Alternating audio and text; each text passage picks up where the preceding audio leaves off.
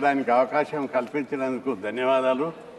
అయితే రాష్ట్రపతి ప్రసంగం లోపల అన్ని విషయాలు అన్ని కోణాలలో ఉన్నప్పటికీ ఈ దేశంలో మెజార్టీ ప్రజలైనటువంటి ఓబీసీలకు 56% జనాభా కలిగినటువంటి ఓబీసీలకు 76 సంవత్సరాల స్వతంత్రం తర్వాత కూడా వాళ్లకు సరి అయిన న్యాయం జరగడం లేదు. విద్య, ఉద్యోగాలు, రాజకీయ అన్ని రంగాల లోపల కూడా అన్యాయం జరుగుతుంది. భారతదేశము అభివృద్ధి అంచులకు పోతున్న అగ్రదేశంగా రూపొందడానికి బాటలు వేసిన ఈ దేశంలోని 56% ప్రజలకు మానవ హక్కులు, ప్రజాస్వామ్య హక్కులు, రాజ్యాంగబద్ధమైనటువంటి హక్కులు ఇంతవరకు రాలేదు. ప్రధానంగా బీసీ జాబితాలో అనేక కులాలు ఉన్నాయి. 2600కు పైగా కులాలు ఉన్నాయి. ఈ కులాల్లో denotified tribes, semi denotified tribes, nomadic tribes, సంచార జాతులు, అత్యంత వెనుకబడిన కులాలు, దోబీసు, hair cutters, stone cutters, fishermens, shepherds, ఇట్లాంటి అత్యంత వెనుకబడిన కులాలు ఉన్నాయి. ఈ కులాలకు 76 సంవత్సరాల స్వతంత్రం తర్వాత కూడా వారికి సమాన హక్కులు రాలేదు. వారికి ఏ రంగంలో కూడా అభివృద్ధి రాలేదు. భారతదేశము అగ్రదేశంగా చెప్పుకుంటున్న ఈ తరుణం లోపల కూడా బీసీలకు విద్యారంగం లోపల, ఉద్యోగ రంగం లోపల, అదేవిధంగా రాజకీయ రంగం లోపల చాలా వెనుకబడి ఉన్నారు. ఉదాహరణకు తీసుకున్నట్లయితే దేశం లోపల మనం చాలా పెద్దగా చెప్పుకుంటున్నప్పటికీ ఇంకా 32% ప్రజలు నిరక్షరాస్యత కింద ఉన్నారు. వీరికి విద్య ఇవ్వవలసినటువంటి బాధ్యత రాజ్యాంగమైనటువంటి బాధ్యత. ఎస్సీ, ఎస్టీ, బీసీ ఈ కులాలకు విద్య అందివ్వడం లోపల ఈ 76 సంవత్సరాల స్వతంత్రం లోపల అన్ని ప్రభుత్వాలు, గత ప్రభుత్వాలు, ప్రస్తుత ప్రభుత్వాలు వెనుకబడి ఉన్నాయి. పూర్తి శ్రద్ధ తీసుకోవడం లేదు. ఓబీసీలకు ఇచ్చేది చారిటీ కాదు, it is a constitutional right, it is a democratic right. కాబట్టి కానీ ఈ ప్రభుత్వాలు ఆ విషయాన్ని ఆలోచించడం లేదు. ఒకవైపు భారతీయ జనతా పార్టీ ప్రధానమంత్రిని ఓబీసీ వర్గానికి చెందిన వాళ్ళని ఇచ్చారు, అందుకు మేము థ్యాంక్స్ చెప్తున్నాం. కానీ ఇదే సమయంలో ఓబీసీ ప్రధానమంత్రి ఉండడమే కాదు, ఓబీసీ యొక్క డెవలప్మెంట్కు విధానాలు ఉండాలి. ఓబీసీ ప్రజలు ఇప్పటికీ అడుక్క తినటోళ్ళు ఉన్నారు, బిచ్చగాళ్ళు ఉన్నారు, సంచార జాతులు ఉన్నారు. రాష్ట్రంలో రోడ్డు పట్టు పోతుంటే పొలాలల్లో పేద పిల్లలు పొలం పనులు బాండెడ్ లేబర్గా జీవిస్తున్నారు, బిగ్గర్స్గా ఉన్నారు. కాబట్టి ఈ జీవన విధానంలో మౌలికమైన మార్పు తీసుకురావడానికి ప్రభుత్వాల యొక్క మౌలిక విధానాల లోపల రిఫార్మ్స్ రావాల్సినటువంటి అవసరం ఉంది. అందుకే రాష్ట్రపతి ప్రసంగం లోపల ఎక్కడ లేదు. మా ఆంధ్రప్రదేశ్ లోపల జగన్మోహన్ రెడ్డి ప్రభుత్వం విద్యకు అత్యంత ప్రాధాన్యత ఇచ్చింది. అక్కడ స్కూళ్ళన్నిటి ఇంగ్లీష్ మీడియం చేసినాయి. కాలేజ్ లెవెల్లో ఫీజు రియంబర్స్మెంట్ స్కీమ్ పెట్టారు. ప్రతి విద్యార్థికి 20,000 స్కాలర్షిప్ ఇచ్చారు. విదేశాలకు పోయేటోళ్లకు 50 లక్షల నుంచి 1 కోటి రూపాయల దాకా స్టైపెండ్ ఇస్తున్నారు. ఈ విధంగా విద్యకు అత్యంత ప్రాధాన్యత ఇచ్చి విద్య మీద పెట్టే ఖర్చును పెట్టుబడిగా భావిస్తున్నారు వాళ్ళు. అందుకే జగన్మోహన్ రెడ్డి యొక్క విధానాలు దేశంలోని అన్ని రాష్ట్ర ప్రభుత్వాలు, కేంద్ర ప్రభుత్వం ఆదర్శంగా తీసుకోవాల్సినటువంటి అవసరం ఉంది. విద్యకు ఒకసారి ఒక కుటుంబంపై పెట్టే పెట్టుబడి, మూల పెట్టుబడి, అది క్యాపిటల్, ఆ కుటుంబం మీద పెట్టే ఇన్వెస్ట్మెంటు టోటల్గా పర్మనెంట్గా కుటుంబాలు డెవలప్ అవుతాయి. ఈ విషయంలో ఇప్పటికి కూడా కేంద్ర ప్రభుత్వం లోపల విధానాలు మార్చుకోవాల్సినటువంటి అవసరం ఉంది. బీసీలకు ఇచ్చేది భిక్షం కాదు, it is not a charity, it is a right, it is a share of the country, it is a democratic share. కాబట్టి ఇప్పటికీ కేంద్ర ప్రభుత్వం ఓబీసీలకు మినిస్ట్రియల్ డిపార్ట్మెంట్ పెట్టలే. బడ్జెట్ కేటాయింపు లోపల 2,000 కోట్లు, 47 లక్షల కోట్ల బడ్జెట్ ఉంటే 2,000 కోట్లు భిక్షం ఇస్తారా? చాక్లెట్లు రావు, బిస్కెట్లు కూడా రావు వాళ్ళకు. 76 కోట్ల మంది బీసీలకు 2,000 కోట్ల బడ్జెట్ ఇస్తారా? మండల్ కమిషన్, రాజ్యాంగబద్ధమైన మండల్ కమిషన్ 40 సిఫార్సులు చేస్తే 38 సిఫార్సులు ఇంతవరకు అమలు చేయలేదు. ఓ డిపార్ట్మెంట్ పెట్టలేదు. జనాభా లెక్కలు చేయడానికి ముందుకు రావడం లేదు. కాబట్టి కేంద్ర ప్రభుత్వం బీసీల పట్ల తన వైఖరి మార్చుకోవాలి. బీజేపీ పార్టీ ఒక ఎస్టీని రాష్ట్రపతి చేసింది, ఒక బీసీని ప్రధానమంత్రి చేసింది. కానీ బీసీ ప్రజలకు ఏం చేసిందని మేము ప్రశ్నిస్తున్నాం. మీ విధానాలు ఏంటి? బీసీ ప్రజలు చదువుకోవాలి, బీసీ ప్రజలకు అధికారంలో వాటా కావాలి, బీసీ ప్రజలకు అన్ని రంగాల్లో విద్య, ఉద్యోగ, ఆర్థిక రంగాల లోపల విధానాల లోపల మార్పు తీసుకురావాల్సిన అవసరం ఉంది. మన దేశం యొక్క సంస్కృతి ఏంటిది? సర్వే జన సుఖినో భవంతు ఎక్కడుంది అది అని చెప్పి మీకు అందరికి ప్రశ్నిస్తున్నా. కాబట్టి అందరూ కూడా ఆత్మ పరిశీలన చేసుకొని ఈ దేశంలోని 76 కోట్ల మంది బీసీలకు ఓబీసీలకు ప్రజాస్వామ్యబద్ధమైన రాజ్యాంగబద్ధమైన హక్కులు కల్పించడానికి విధానాలు మార్చుకోవాలి. ప్రధానమంత్రిని చేసిర్రు ఓకే, కానీ రాష్ట్రపతిని చేసిర్రు ఓకే, కానీ విధానాలే ఈ ప్రజలందరూ చదువుకున్న విధానం ఏంటిది? అధికారంలో వాటా ఏది? ఉద్యోగాలలో ఇప్పటికీ 16% దాటలేదు. మండల్ కమిషన్ అమలు చేయబట్టి 35 ఏళ్ళు అయింది. బీసీ ఉద్యోగుల శాతం 16% దాటలేదు. అదేవిధంగా కేంద్రంలో ప్రిన్సిపల్ సెక్రటరీలు దాదాపు 100 మంది ఉన్నారు. ప్రిన్సిపల్ సెక్రటరీలు విధాన నిర్ణయాలు చేసేటోళ్ళు వాళ్ళు, కానీ అందులో ఓబీసీల సంఖ్య ఎంత? 3 మాత్రమే. ఇదే ఈ దేశంలో ఉన్నటువంటి విధానం అని నేను ప్రశ్నిస్తున్నా. కాబట్టి పార్టీ ప్రభుత్వం తన విధానాలు ఓబీసీల పట్ల మార్చుకోవాలి. ప్రపంచంలో అనేక దేశాల లోపల దోపిడీ, పీడన, వివక్ష, డిస్క్రిమినేషన్ ఎక్కడుంటే అక్కడ తిరుగుబాటు వచ్చింది. ప్రజలు తమ హక్కుల కోసం తెగించి పోరాడుతున్నారు. చైనా చూసుకో, జపాన్ తీసుకో, రష్యా చూసుకో, ఫ్రెంచ్ తీసుకో, ఏ దేశంలో అయినా ప్రజలు తమ హక్కుల కోసం, తమ అస్తిత్వం కోసం, తమ ఆత్మ గౌరవం కోసం, తమ ఉనికి కోసం తిరుగుబాటు చేశారు. ఈ దేశం బుద్ధుడు పుట్టిన దేశం, వివేకానందుడు పుట్టిన దేశం, శంకరాచార్యుడు పుట్టిన దేశం. ఇట్లాంటి దేశంలో శాంతి అహింస అని మాట్లాడుకుంటున్నాం మనం. కాబట్టి శాంతి అహింస సర్వేజన సుఖినో భవంతు అనుకుంటేనే ఈ దేశంలో కొంతమంది సుఖాన్ని క్యాపిటలిస్టులు, కార్పొరేటర్లు సుఖం కాదు, అట్టడుగు ప్రజల సుఖం కావాలి. అందుకోసం బీజేపీ పార్టీ ప్రధానమంత్రి నరేంద్ర మోడీ ఆయన అంటే మేము గౌరవిస్తాం. ఒక యోగి గర్నే గావ్నే ఖాందాన్నే ఈ దేశం కోసం సాక్రిఫైస్ చేశారు. కానీ పేద ప్రజల అభివృద్ధి లేకుండా ఎవరి కోసం ఆ డెడికేషన్ అని చెప్పి నేను అడుగుతున్నా. కాబట్టి వివేకానందుడు పుట్టిన దేశం, బుద్ధుడు పుట్టిన దేశం, అనేక మంది మహానుభావులు పుట్టినటువంటి దేశం. ఈ దేశం కోసం, సర్వ మానవాళి కోసం పరితపించిన ధర్మభూమి లోపల పేద ప్రజలు ఇప్పటికీ నికృష్టమైన పేదరికమైన జీవితం, అర్ధాకలితో ఉండే జీవితం గడుపుతున్నారు. అందులో మెజారిటీ ప్రజలు ఎస్సీ, ఎస్టీ, బీసీలు. వాళ్ళ మౌలికమైన జీవన విధానం లోపల మార్పు రాకపోతే ప్రజల్లో తప్పనిసరి రివోల్ట్ అయ్యేటటువంటి అవకాశాలు ఉంటాయి. ఆ విషయాన్ని ప్రపంచ చరిత్ర మనకు చెప్తున్నది. ఈ విషయాన్ని కేంద్ర ప్రభుత్వం గుర్తించి బీసీలకు రావాల్సిన, ఓబీసీలకు రావాల్సిన హక్కులన్నింటినీ చట్టసభల్లో రిజర్వేషన్లు పెట్టాలి. జనాభా ప్రకారం జనాభా లెక్కలు తీయాలి.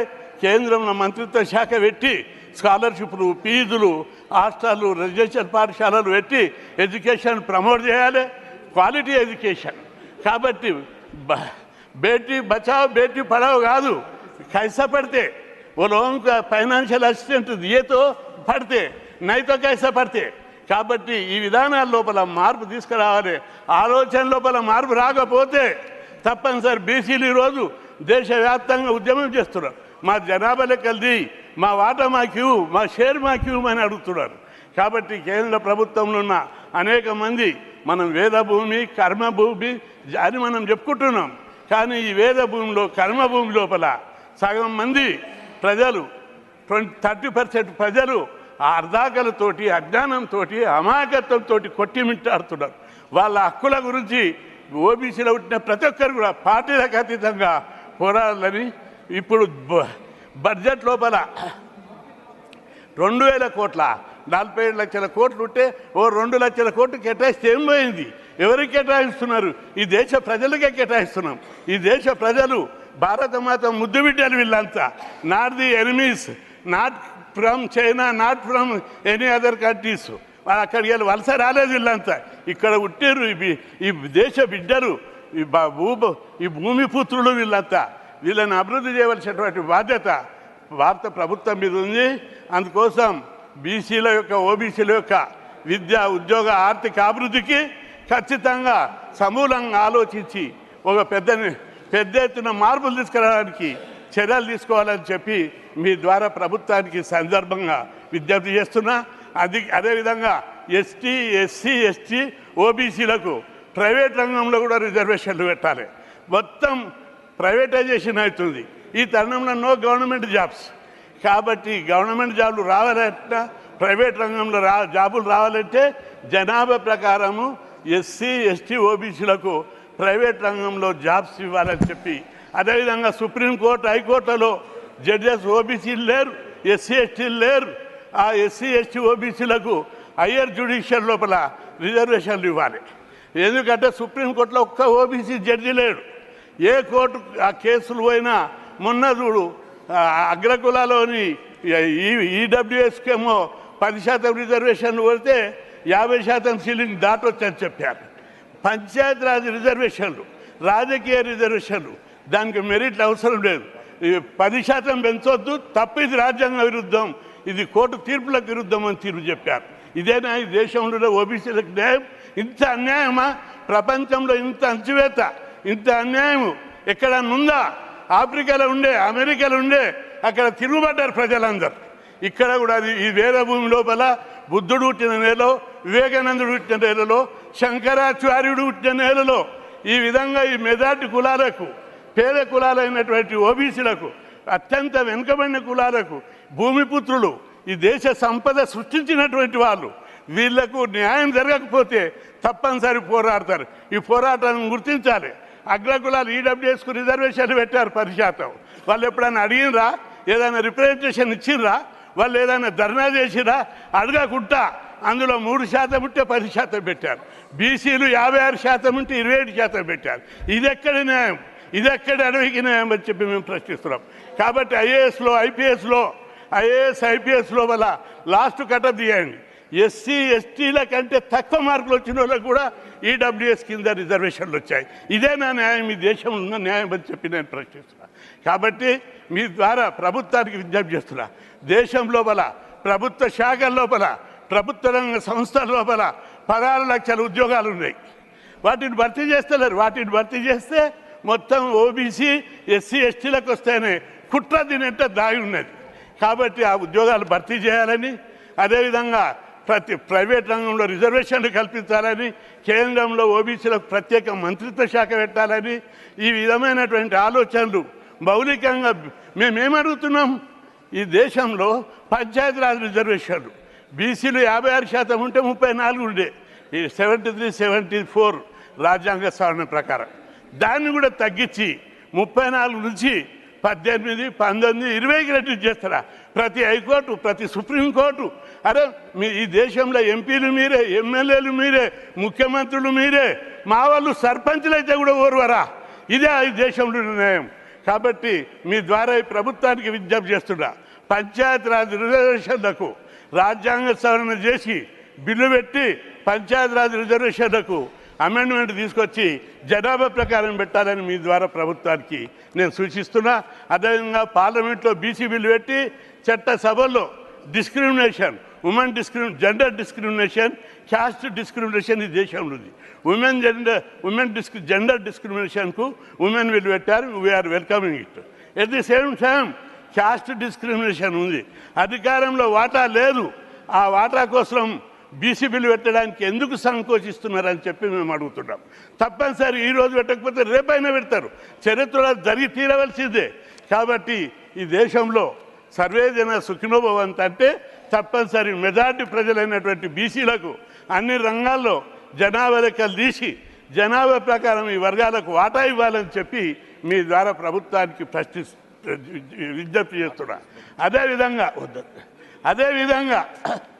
ఈ పంచాయతీరాజ్ రిజర్వేషన్లకు కూడా రాజ్యాంగ భద్రత కల్పించాలని చెప్పి విజ్ఞప్తి చేస్తున్నా. ఒక విషయం మీ దృష్టికి తీసుకొస్తున్నా. ఈ దేశంలో ఎంత అన్యాయం ఉంది ఓబీసీల కంటే. అనేక పోరాటాల తర్వాత 10 ఏళ్ల కింద ఐఐఎంలో రిజర్వేషన్లు పెట్టారు. ఐఐఎంలో ఒక ధోబి, ఒక షెపర్డు, ఒక స్టోన్ కట్టరు, ఒక బెగ్గర్ కొడుకుకు సీట్ వస్తుంది. బట్ అక్కడ ఎంత ఫీజు ఉంది?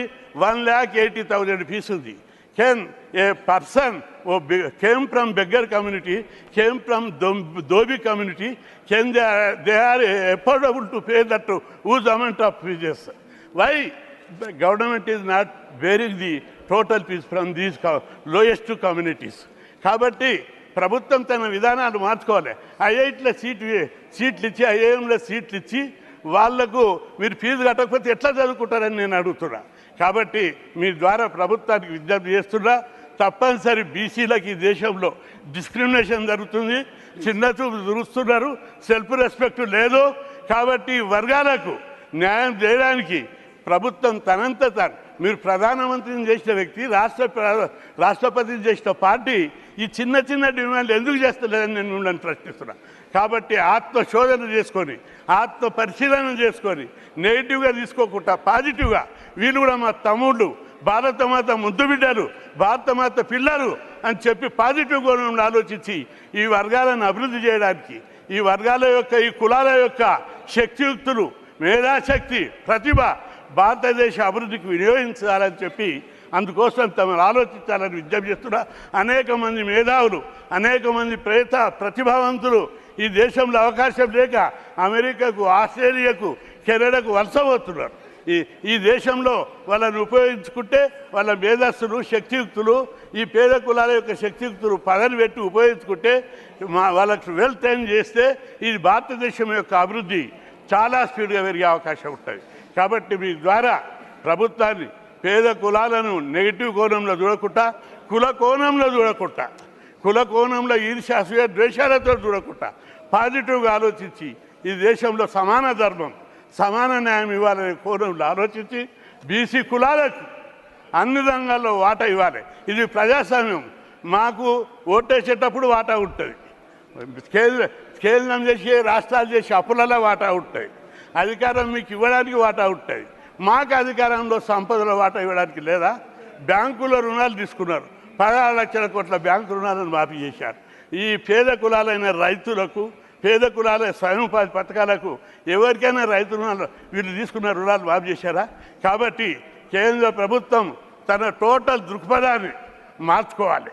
బీసీలకు ఒక సపరేట్ డిపార్ట్మెంట్ పెట్టాలి, అదేవిధంగా బడ్జెట్ కేటాయించాలి, స్కీములు ఎవాల్వ్ చేయాలి, స్కీములు డిజైన్ చేయాలి, వీళ్ళని అన్ని రంగాల్లో డెవలప్ చేయాలి. 76 కోట్ల మంది బీసీలను డెవలప్ చేయకుండా భారతదేశం ఎప్పుడు అగ్రదేశంగా కాదు. కాబట్టి అందరూ అభివృద్ధి చెందితేనే భారతదేశం అగ్రదేశంగా తయారవుతుంది. ఆ దిశగా ఆలోచించాలని, అలాంటి ఆలోచనను భగవంతుడు మీ అందరికి కల్పించాలని కోరుకుంటూ సెలవు తీసుకుంటాను. జై హింద్. Thank you Rayaka Krishnaiah ji. माननीय doctor Bhagwat Karad ji 5 minute. Doctor Bhagwat Karad ji, doctor Bhagwat Karad ji please 5 minutes, 5 minute.